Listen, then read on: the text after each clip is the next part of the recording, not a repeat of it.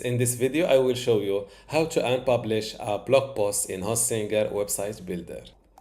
I am now inside my website builder in Hostinger. To first go to blog.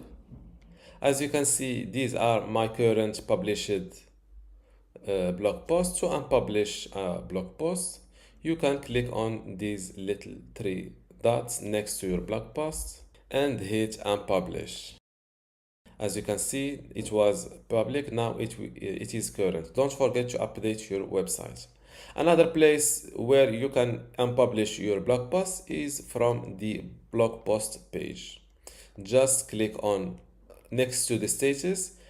As you can see, now it is public. Just click on it and it is in the draft status now.